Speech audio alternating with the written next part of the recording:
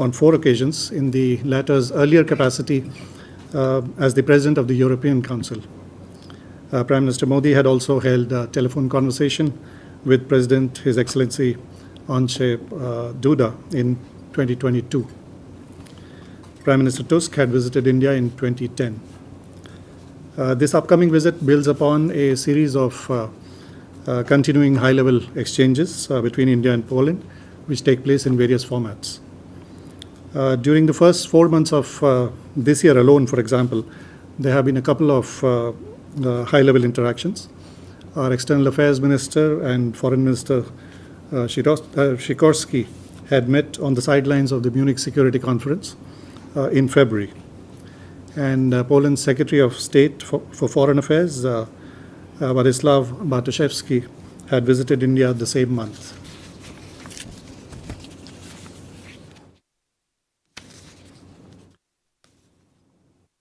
If we look at interactions in the recent years, then External Affairs Minister had visited Poland in 2019, and the then Foreign Minister of Poland, Zbigniew Rau, had visited India in 2022. The chairperson of India-Poland Parliamentary Friendship Group, Ms. Kinga Gajewska, had visited India in 2021. There are also regular Foreign Office consultations between India and Poland, and the 10th round of such consultations was held in Warsaw in December 2022. The Indian Council for World Affairs, ICWA, and the Polish Institute for International Affairs conduct a regular strategic dialogue, and its 9th session was held in Warsaw last year.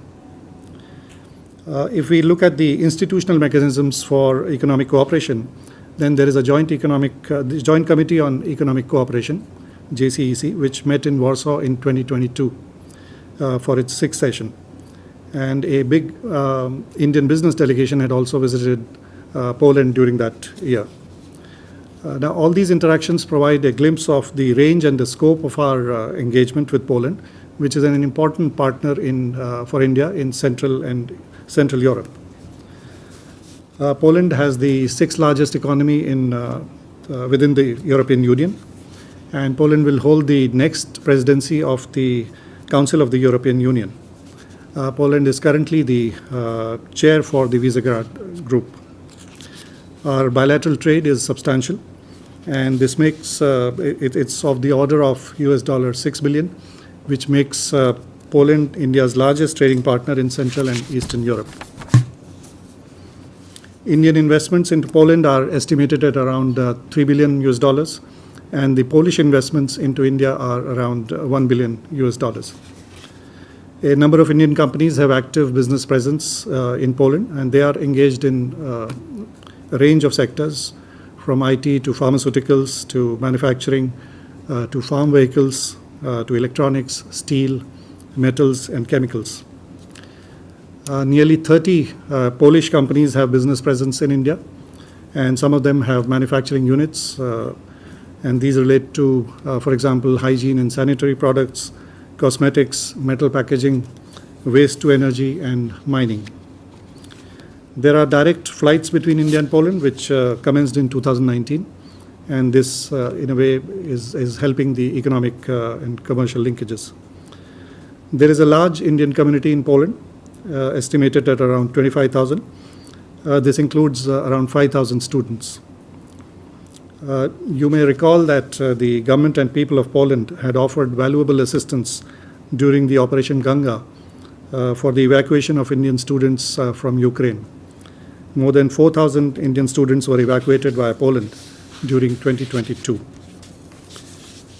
One of the unique bonds between our countries relates to the time in 1940s during World War II, when more than 6,000 Polish women and children found refuge in 2 princely states in India, Jamnagar and Kolhapur.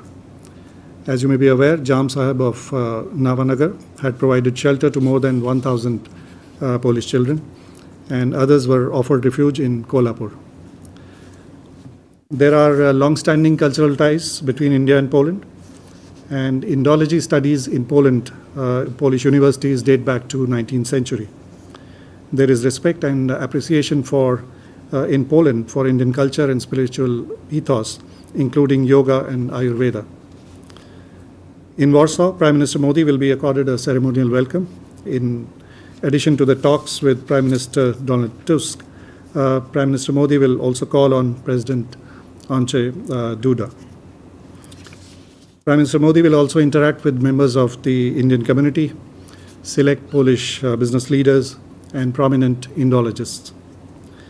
He will also visit memorials that commemorate the very special episodes of Jamnagar and Kolhapur in our shared history, which I just spoke about.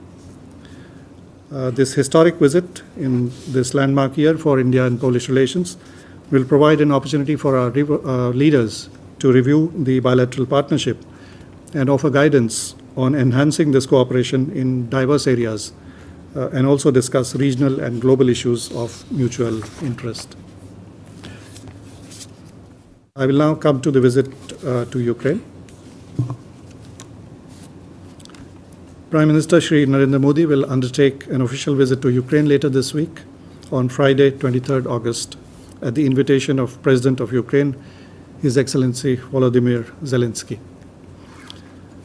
This also is a landmark and historic visit, since this will be the first time that an Indian Prime Minister will be visiting Ukraine in more than 30 years since the diplomatic relations were established between our countries. The visit will build upon the recent high-level interactions between the two leaders. As you know, Prime Minister Modi and President Zelensky had met only a couple of months ago in June this year in Apulia, at the sidelines of the G7 summit. They had also met last year in Hiroshima on the margins of the G7 summit. And they had earlier met in Glasgow on the sidelines of COP in 2021. The two leaders have also had multiple telephone conversations during the last 4 years. There have been other recent regular high-level exchanges between India and Ukraine. Less than 6 months ago, in March this year, the Foreign Minister of Ukraine, His Excellency Dmytro Kuleba, had visited India when he held discussions with our External Affairs Minister. Last July, we had Foreign Office consultations in Kiev.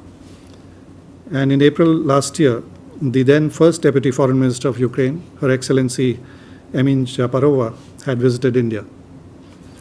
There have been other interactions as well in recent months. A Ukrainian business delegation had participated in the vibrant Gujarat Global Summit in January this year. A consular dialogue in virtual format was also held this year. The Joint Working Group on Science and Technology held its most recent meeting in June last year.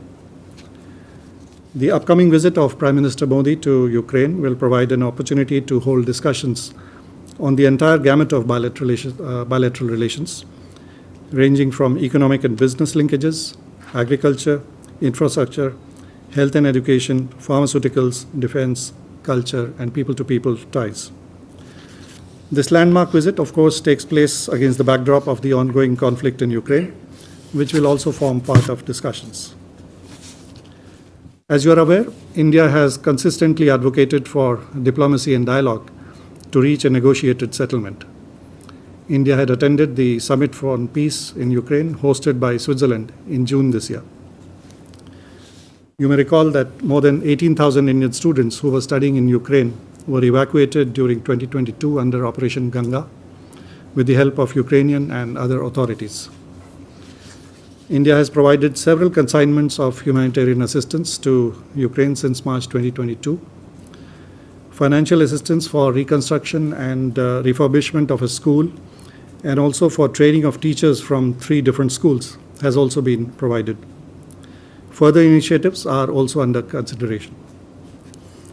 At this stage, for obvious reasons, we are not in a position to discuss in detail the individual elements of the program of the visit, and we request your understanding on this. Information about these elements and the actual discussions between the leaders will be shared with you upon the conclusion of the visit. This is an important visit that is expected to catalyze our ties in a whole range of sectors. Thank you. So with that, we open the floor for questions.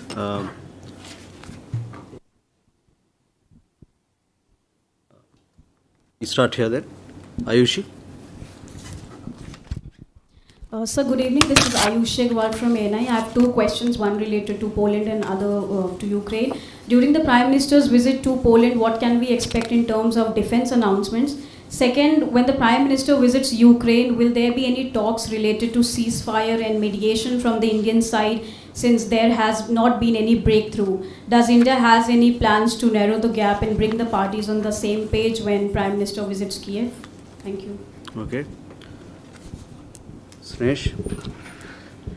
So, Snesh Philip from the print. So, what is the big takeaway that we're looking in Ukraine? And are we also proposing a peace plan initiative, just like how other countries like China has done?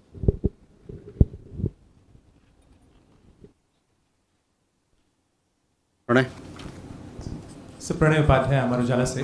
प्रधानमंत्री जिस समय Ukraine जा रहे हैं, इस समय हालात और नाजुक हुए हैं। सुरक्षा के लिहाज से क्या हमने रशियन साइड को भी इन्फॉर्म किया है प्रधानमंत्री की इस यात्रा के बारे में?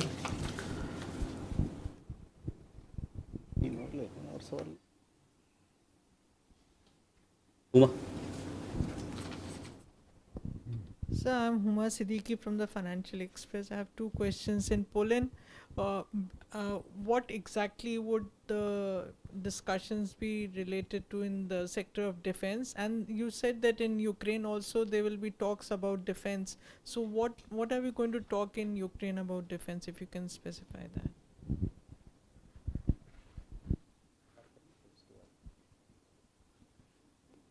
Okay, first we'll have these questions and then answers for these, and then we'll come back for more.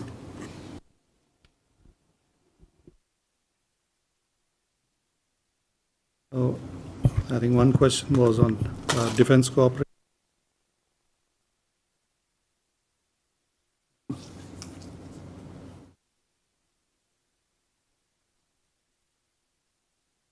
So on Poland, the defense cooperation, it goes back a long time.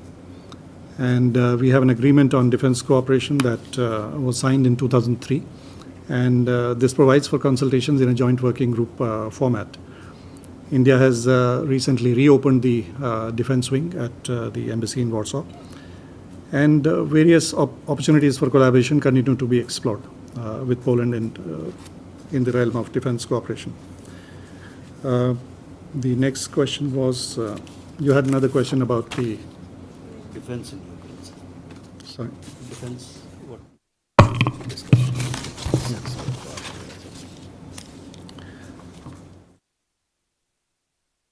So defense is one aspect of the multifaceted partnership and relations that we have with Ukraine. And this will also be part of discussions. So it is hoped, it is expected. But beyond that, at this stage, I think it will not be proper for me to comment on the specifics. There was a question on peace plan. On that, I would like to say that, India has maintained a very clear and consistent position that diplomacy and dialogue can resolve this conflict, and which can lead to enduring peace. So dialogue is absolutely essential. Lasting peace can only be achieved through options that are acceptable to both parties, and it can only be a negotiated settlement. On our part, India continues to engage with all stakeholders.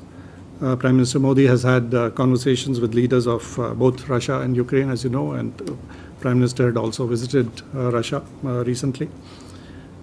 India is willing to provide all possible support and contribution required to help find peaceful solutions to this complex issue.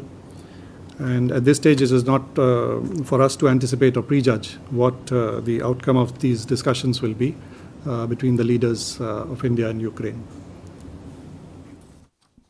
Thank you. So we'll have more questions. Sudhi and Dinakar.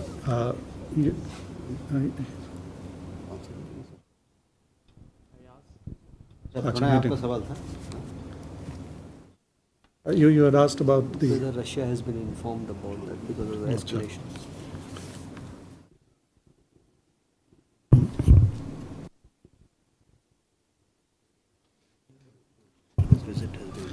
I think we have substantive and independent engagement with both Ukraine and Russia, and I will leave it at that. Sir, Shudhi Ranjan from Bloomberg here, sir. So just wanted a clarification. If you could give us an understanding, since when has Prime Minister's Ukraine visit been under the plans? Because we have seen reports that say that, or indicate or allege that Prime Minister is visiting Ukraine to balance India's relationship with the West. And we've also seen reports about the United States expressing concern after or during Prime Minister's visit to Russia. Sir, Dinakar Perry with the Hindu newspaper.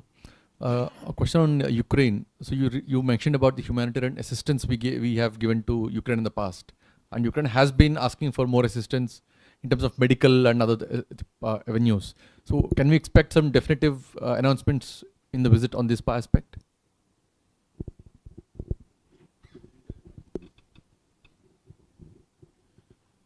Sir, Times Now. First of all, when the three ministers in recent times have come from Ukraine, beginning with Zaporova right up to Kuleba, all three have spoken about India's involvement in reconstruction efforts in the future. Now, is that issue going to come up? Because this is clearly a multi-billion-dollar issue. Secondly, many important ministers in different parts of the world, Brazil, for instance, the foreign minister of Brazil, which is part of BRICS, like Russia and India, have said that since India has good ties, as you also correctly mentioned, with the West and with Russia, India could play a more important role in the bringing of peace. Of course, we have said dialogue is important and there has to be diplomacy and all that. Now, is this visit a step in that direction?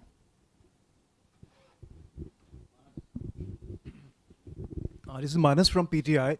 As you said, the visit is taking place at a time when we have seen renewed global efforts to diffuse the crisis in Ukraine. So what is the big focus of Prime Minister Modi's, as you described, landmark visit to Kyiv?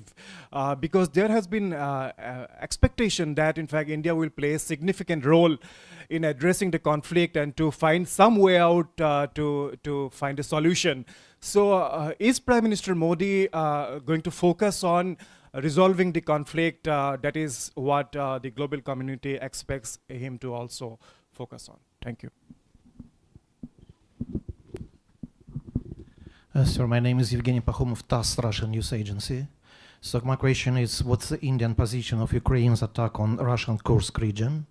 And will this issue be discussed during the talks? Thank you.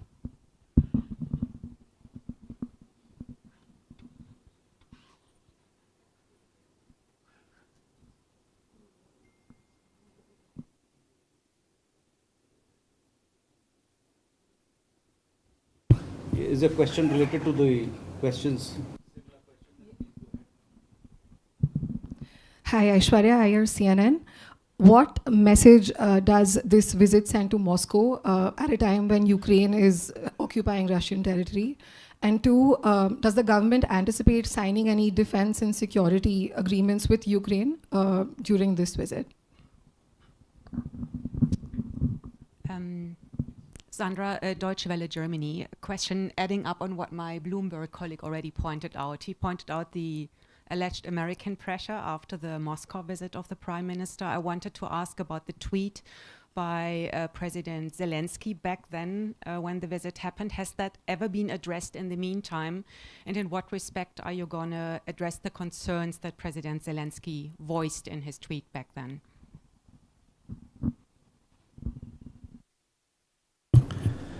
Well, I think several questions are regarding whether this is kind of a balance or, talking about pressure or signal, etc. As I have mentioned in my opening remarks, this is a landmark and historic visit. And I also explained how this visit builds upon the continuing interactions at a very high level and also institutional exchanges between India and Ukraine in various formats over the last couple of years. And these, it's a very wide range of scope of issues that are being discussed, from consular to science and technology to business linkages. If you also look at, let's say, the bilateral trade pre-2020 between India and Ukraine, it was of the order of more than $3 billion. And there were large imports of sunflower oil, for example, from Poland. There was cooperation in heavy industry, in railways, in many other sectors, in defense. So this relationship has been continuous and long-standing. And India has, as I also mentioned earlier, substantive and independent ties with both Russia and Ukraine. And these partnerships, they stand on their own. Prime Minister had, I would like to say that this is not a zero-sum game. Prime Minister had also traveled to Russia. Many ideas were discussed. Prime Minister has also met President Zelensky on a couple of occasions in the last 1 year or so. And they will now be meeting again in Ukraine. So I would like to say that these are independent, broad ties, and of course the ongoing conflict will form part of the discussions. So we would not like to frame it in the way that some of you have framed this. There was a question about humanitarian assistance. I think 16 packages have so far been delivered, ranging from medicines to power generators, medical equipment, medicines. I think 135 tons of material has been supplied so far. And further, initiatives are being explored. And at this stage, I would not like to comment on what the actual outcome will be at this stage. We will come to know at the end of the visit. There was a question about Brazil and how... reconstruction, sir. Yeah, there was a question about reconstruction. India, of course, has expressed that we are willing to provide all support and contribution that may be required, not only to find the peaceful solutions, but also in the recovery process later. What was the other one?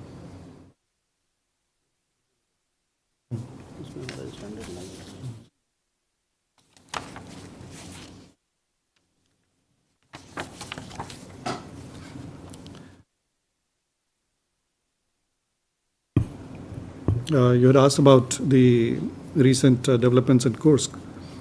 I can only say that the conflict is ongoing, and we believe that the resolution to this conflict can only come through dialogue and diplomacy. Prime Minister Modi has said, as you all know, that this is not the time for war, and solution cannot be found on the battlefield. This is a clear and consistent position that India has taken. And we believe that a vast majority of countries share this view.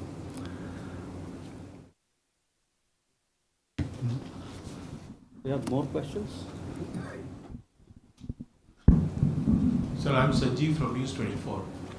Will the Prime Minister be having a diaspora meet in Ukraine as well? And secondly, if I may repeat the question of my colleagues, whether he is going there with a plan to mediate, do we have a peace plan to offer?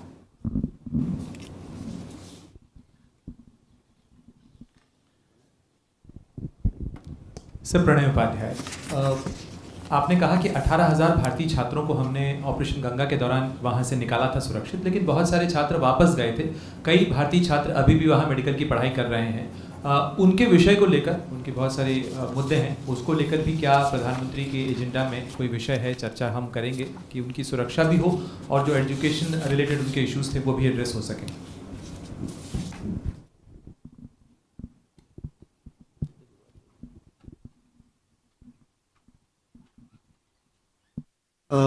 Regarding the question on peace plan, I think I have already spoken about that issue.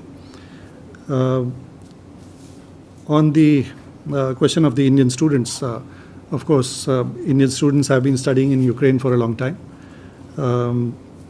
After the start of the conflict, as you also mentioned, India had evacuated around 18,000 students who were studying there under Operation Ganga. The National Medical Council, they had facilitated the transfer of students to other, universities and countries when they came back. We now understand that around 2,100 Indian students are enrolled with the Ukrainian universities at this stage. And of this, a little over 1,000 Indian students are currently pursuing the studies in person in Ukraine.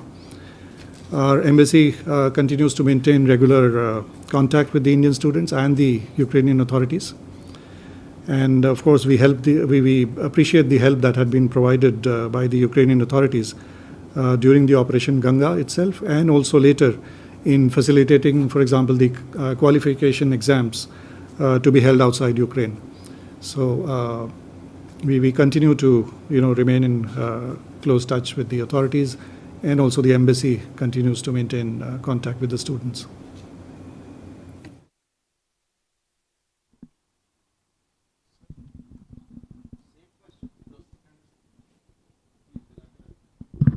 So if I can add one more question, Dinikar with the Hindu, sir. Last year, Ukrainian President Zelensky had proposed a 10-point peace formula.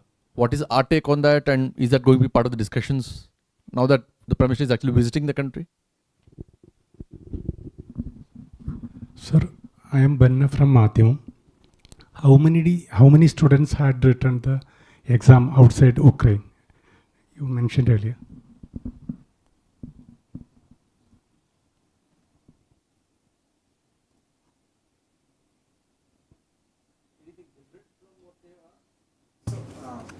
So don't ask very technical questions, otherwise it's very difficult. But we can always tell you more about those things when we have tea together. But sir, on the two questions that were raised. Well, as I had mentioned, and as you know, India had participated in the summit for peace in Ukraine that was held in Switzerland. And we have maintained that the only way forward for a negotiated is a negotiated settlement, which will involve both parties. So we continue to engage with all stakeholders. I will reiterate that Prime Minister Modi had visited Russia recently, and now he's traveling to Ukraine. So many ideas are being discussed, and then let's see. We will be able to brief you about the outcome after the visit has taken place. About the students' exact number of how many they have, that I'm afraid I don't have the exact number at this stage, but we will try and get back to you on that. So, still you have a question? You already, Snehesh, you asked, what? On Poland? You don't ask a question which has already been answered. So It'll be different. Hi, this is Pia with The Print. So we've seen reports of Nepali citizens who were in the Russian army and then captured by Ukrainian forces.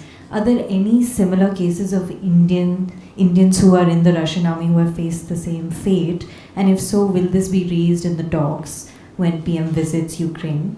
So far we know that there are 69 Indians who are in the Russian army and want to come back. So just a clarification on this would be great. thank you, sir.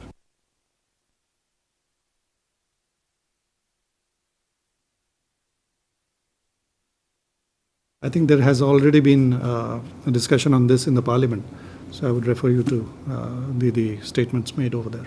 I mean, that contains the details. With that, we come to the close of this press briefing, but please do keep in touch over social media, and several of you are also traveling to that part of the world. We'll have press briefings both in Poland and in Ukraine, and look forward to keeping you updated on the visits. Thank you.